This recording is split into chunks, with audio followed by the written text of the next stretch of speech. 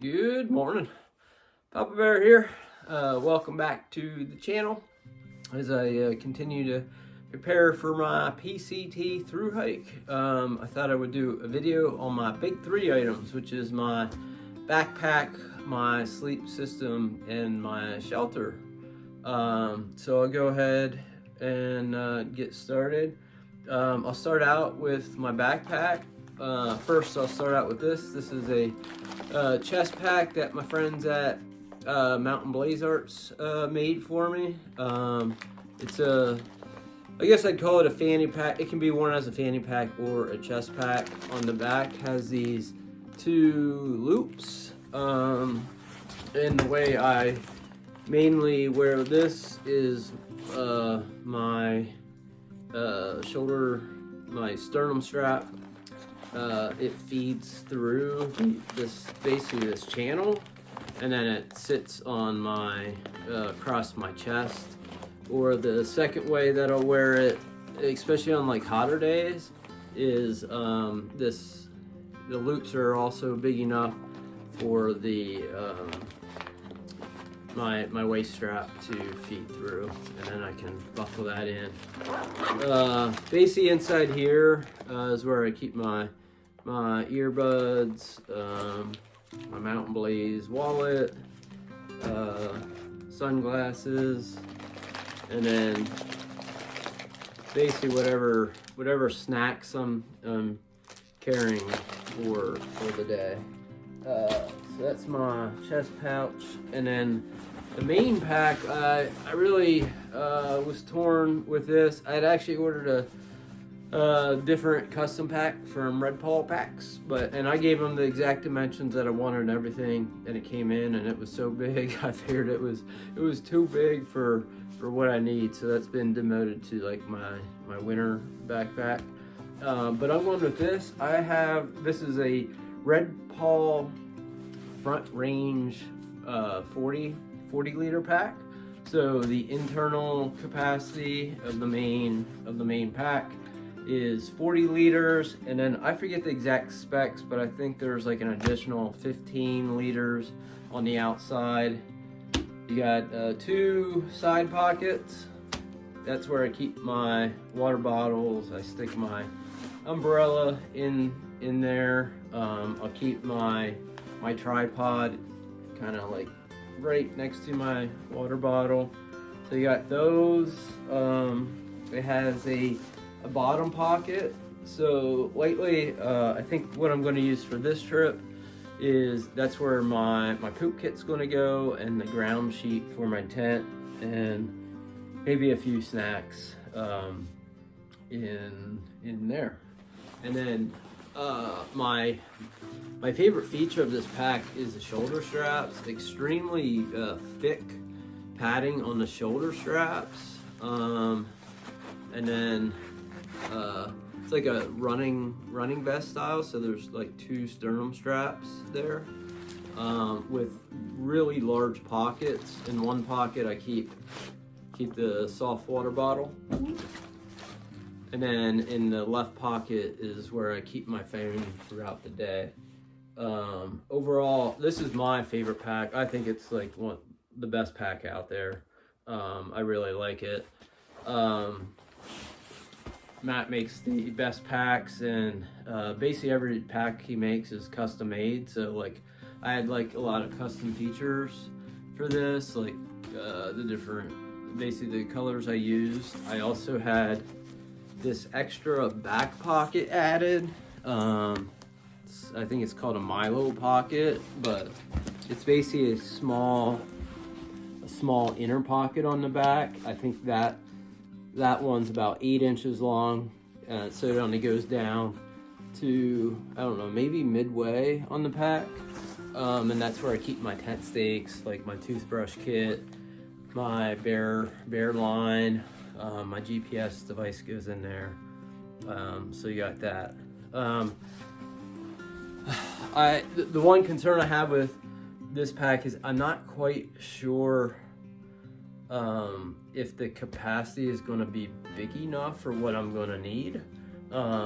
So far everything fits. I can fit like about 8 days or so of food in here with all my gear. But if I have to add too many extra layers, I may have to either switch back to my Hyperlite 55-liter pack or consider something different.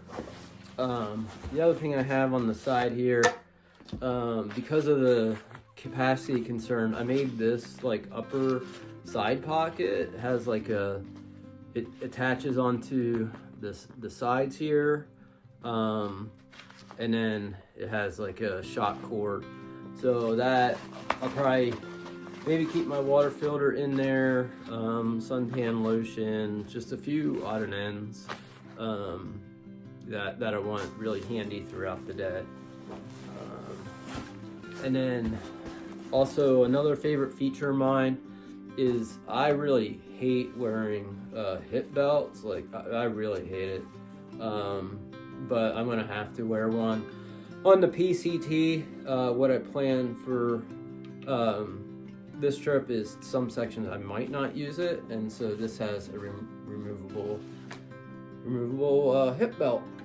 And then for inside the pack, I have this large, this is a Gus, or I think it's Gus Gear, not a flume pack liner. It's a little bit thicker than some others, so this will keep all my stuff dry in case I get rain. So that's the Redpawpacks Front Range 40. Love that pack. Got about 700 miles on it so far, so hopefully it holds out for the PCT. All right, I guess up next is the sleep system. All right, now for my sleep system. Whoop. So start out with the pillow. This is a Nemo Philo pillow, and usually I'll wrap my buff around this. I've used this for a couple thousand miles, and it works out really good. And then for my quilt, I have a modified Enlightened Equipment Revelation quilt. I say modified because it used to have a zipper right here, and I never unzipped it, and so I removed the zipper and then just sewed together the backside. I still left the shock cord. I thought about closing the end, but I still like having the open bottom when I need it. And then for my sleeping pad, it's a Thermarest Neo Air X-Lite. It's the 25-inch wide pad, cut down at the end. So I cut it off to 63 inches and then resealed the bottom. And then just recently, I added these pad straps to it. So these clips clip into my quilt. So I basically took some DCF tape and then sewed on these attachments. That's brand new. Not quite sure how this new pad strap system's going to work out for me, so just in case, I'm carrying the normal pad straps that Enlightened Equipment provides. So I will test that out and see how that goes on this trip. So that's basically the sleep system that I'm taking. So up next is the tent. All right, so for my shelter system, this is another item I was really torn on. I was hoping that for my next big through hike, I was going to have a chance to make my own custom tarp and bivy setup.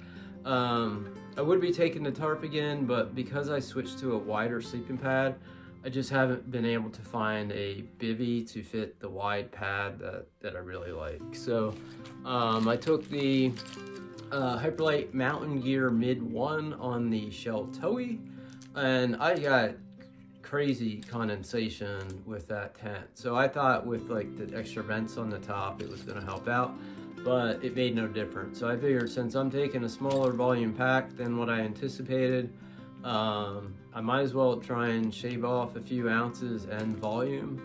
So I picked up the zpacks Plex Solo tent. It's one of the lightest ones out there. So that's the tent I'm going with. I've set it up twice now. I will not have a chance to really test it out or sleep in it. But a few changes well, before I get into that, I'll go over the stakes. So I'm taking, I think I got like six 6 of the MSR groundhog stakes, and I'm taking one, these are 6-inch, and I'm taking one 7-inch. And then I also have like 4 MSR carbon core stakes. So that all goes in this little stuff sack that I made for it. And then for underneath it, I always used a ground sheet on any tent just to protect the ground floor. So I had bought like a bunch of, like, not a bunch, but I bought some DCF from Ripstop by the roll. And I made a ground sheet for it, and I added a few different tie-out points. Not sure I'll need it, but this is a 0.8 ounce per square yard DCF material. So that's my ground sheet. For the tent that I'm taking, so a few changes that I made to it is these little DCF tape with the loops. I put one of these on each of the 4 corners, and then I put one right in the center where the trekking pole goes, so I can basically, I have a shot cord that will tighten the front part of the tent to the trekking pole to keep it from moving around too much if it gets really windy, because that's one issue I experienced with my Altiplex tent. And then for the 4 corners, any extra cordage left over from staking out the corners, I'll be able to tie out the bottom corners better, just to keep it more stable in high winds and high rain situation. And then I also changed out the 2 millimeter cordage that comes with the tent to a 1.2 millimeter cord. And then when I did that, I also made the cordage longer than what typically comes with the tent. I think the lines are really short that gets shipped with that tent, and I want to be able to have it to be able to tie off to rocks and different things in case I need to. So yeah, I guess that's it. That's my big 3, my backpack, sleep system, and the shelter I'm taking. So thanks everyone for watching. I hope you all have a good day.